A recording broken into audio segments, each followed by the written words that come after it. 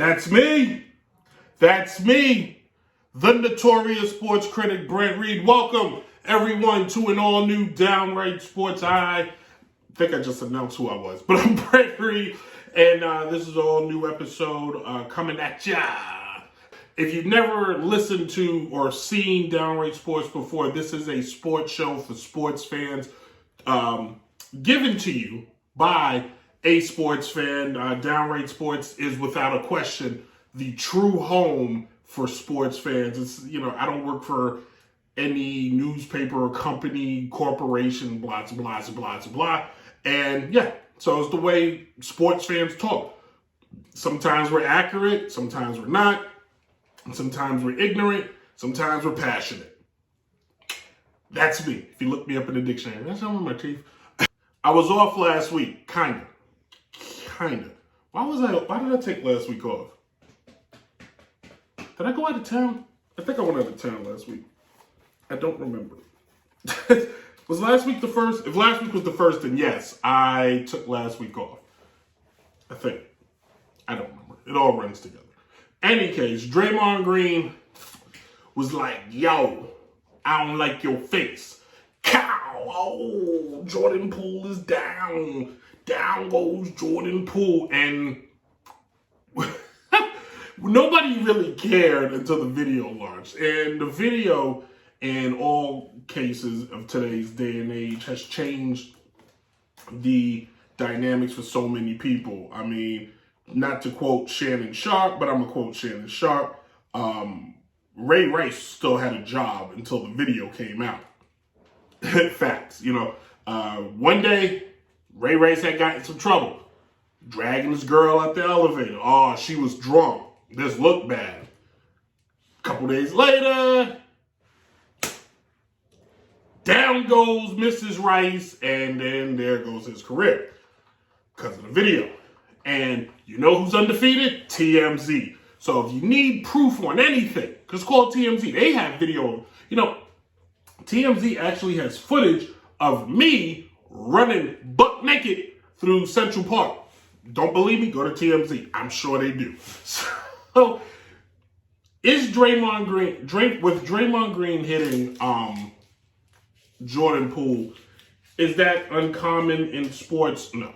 All right, I never played professional sports, but I played from Little League on to college, and I can tell you, you're not going to like all your teammates. As a player, you don't select your teammates, contrary to LeBron James and Kevin Durant make you believe, but you don't get to select your teammates. And some guys get picked, but for the most part, if you've never played a sport, I'll equate it to being in the office or wherever you work. You're going to work with somebody you can't stand. Now, in those settings, you can't haul off and hit your coworker. So if you work for, I don't know, still at a company, blah, blah, blah, and you work for T-Mobile, and, your coworker's a bit of a pain in the butt constantly, and they say some slick stuff out the side of their face, of course you want to ball your fist and pop them in the mouth, but you don't because you lose your job. Sports is a little different, especially in male sports. It's more looked at on the surface of, hey, you're with your brothers, and brothers fight, sisters fight. You know what I'm saying? Family members tend to throw hands. You're more likely to fight a family member only for the sake that this fight will have a conclusion. It will have an outcome. Somebody's going to break it up. More than likely, you won't kill this individual because you are related. So it's less likely you're going to try to end their life. It's more or less you're just trying to make them shut up because you didn't like something that they said. So in the case of Draymond and Jordan, I think it was just that. Two brothers, co-workers, whatever, having an issue. Now, I didn't watch the video on purpose because I didn't care. You know what I'm saying? I just didn't care. Now, TikTok, quite frankly, some of the videos I've seen people making fun of it are hilarious. They are hilarious. But this conversation isn't as much about Draymond punching his team, because we hear stories all the time. You watch any 30 for 30, any football life, any documentary on any sport and event, sports team, franchise team, there's a conflict. Here's a big one. 1977, Billy Martin is managing the Yankees. Reggie Jackson, big star on the team. It's known that Billy and Reggie don't get along. Billy pulls Reggie out of a game because he thinks he wasn't hustling. Reggie was like, what? The two of them get into the dugout, gets heated. They ready to throw hands. Like, it was that serious. They won 2 championships together. Reggie was at his funeral crying. These things happen. We need to get over that. The issue, and here are the questions that I pulled up, because since the incident, Draymond Green has decided to step away from the team, which I thought was weird. Like, why? Why put yourself, unless you just don't want to play in the postseason, which I completely understand. Maybe that's what he wanted. He wanted a break from the postseason. Now, he didn't want to be, he didn't have any intentions on getting fired, because if he wanted to punch anybody, you want to make a statement, you go punch Steph in the face, or you go punch Clay in the face. That's when you make the statement. Or you rewrite history and you punch Steve Kerr in the face, who famously is known, Jordan popped off and punched him in the face. They went ahead and won 3 championships together. So, I've been frustrated. I had to think about this story. I've been frustrated once or twice in my youth, and I can remember a clear situation where I was walking in. It was me, Mike Myth, and Uncle Buddha, and we were walking into Walmart, and Mike said something I didn't agree with. So I jumped behind him and I choked him out and threw him in the snow. He wasn't happy about it. He wasn't. We got over it. I apologized. I bought him a beer and we called it a day. We're thick as thieves to this day. But that happened. You know what I'm saying? Like, that happened. Mike dunked me in the swimming pool once before he was playing, but it was probably payback. So the better question posed to everybody is, how important is Draymond Green to the Golden State Warriors? My opinion, if I'm Golden State, Draymond's career is towards the tail end. From production-wise, he doesn't give a ton of points. He doesn't score. His contributions are more on the defensive side of things, but he serves he's a great defensive player. He's a great ball passer for a big man. Sometimes they run the offense through him, meaning he's the one that brings the ball up the court, facilitates, starts the offense moving. They have a very college, high school-like system. Just because the guy brings the ball up the court does not mean he's the guy that's going to score. And your point guard is not always the guy that brings it up. In the case of Draymond Green, he is that. He kind of is the ipso facto, if I said that correctly, point guard on that team. So he serves his purpose in that. But if you're drafting as good and as well as Golden State has, you can find almost anybody to do that. So where else does his impact come to play? Well, he's been on this team his entire run. All right, he was drafted in 2012. He's been there the whole time. It's the Holy Trinity, Steph, Clay, and him. These guys have worked together, so there's that kind of continuity. If you look at this Golden State team, you could compare it to the old teams of the 80s, 70s, and 60s, teammates together forever. You don't see that anymore in the NBA at all. Like, you just don't.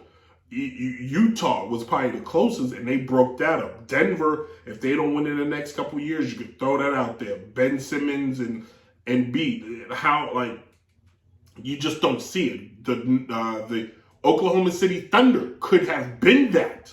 They had Kevin, James, and Russell. They could have had that. They blew that up. Golden State kept it together.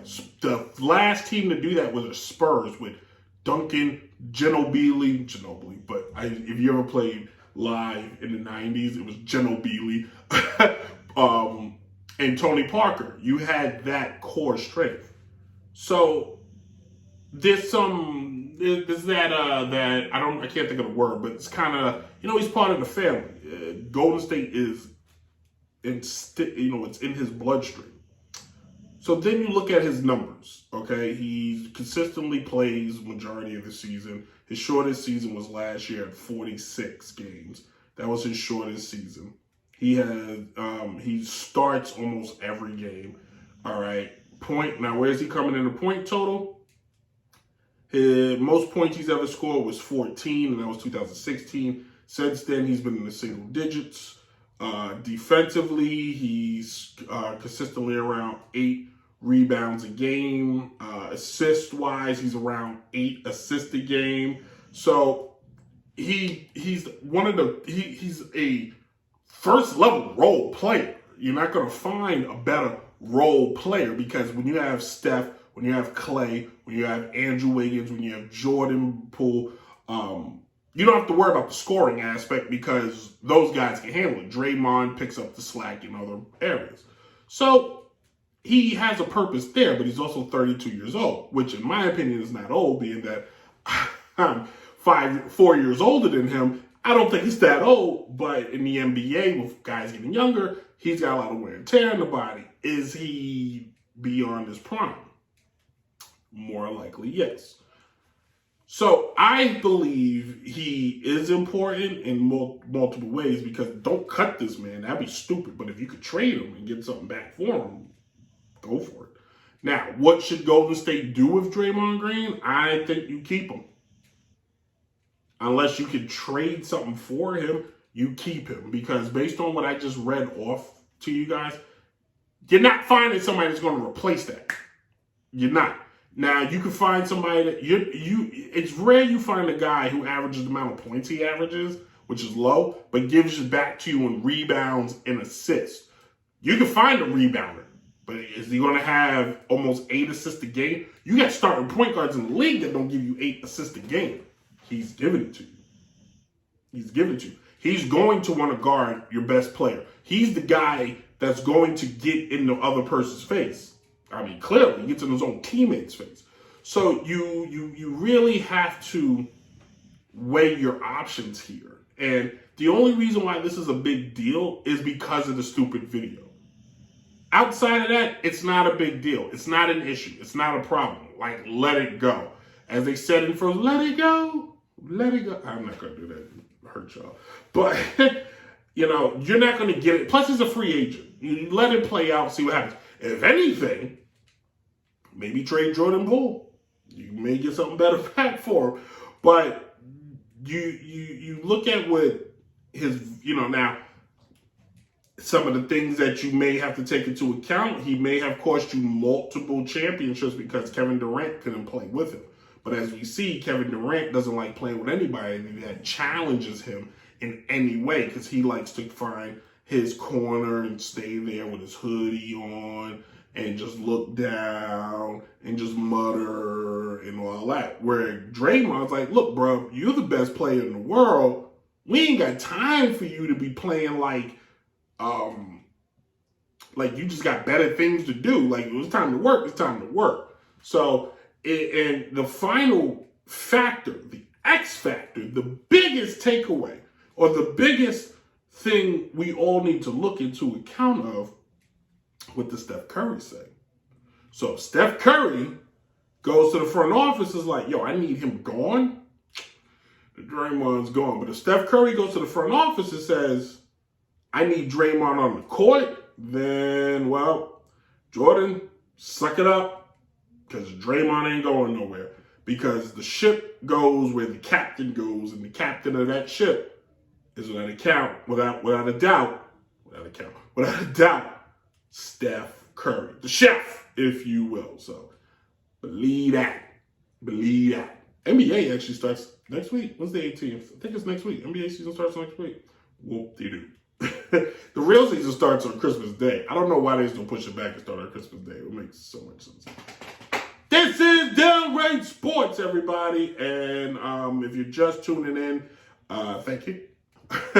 Apple Podcasts, Spotify, Google Play, and anywhere podcasts are downloaded. You can listen to the show Thursdays at 8 o'clock on DynastyRadioNY.com. Saturdays belongs to Downright Sports, starting at 8 a.m. on Fab 94.5 The Hits, 3 p.m. at I think it changed, 6 p.m. at Track Radar Radio, and then finish up the week Sundays at She Real Radio. You can follow the show at Instagram, TikTok, and Facebook, the fan page, which I'm downloading on, which I don't think anybody knows how to get to, so work on that.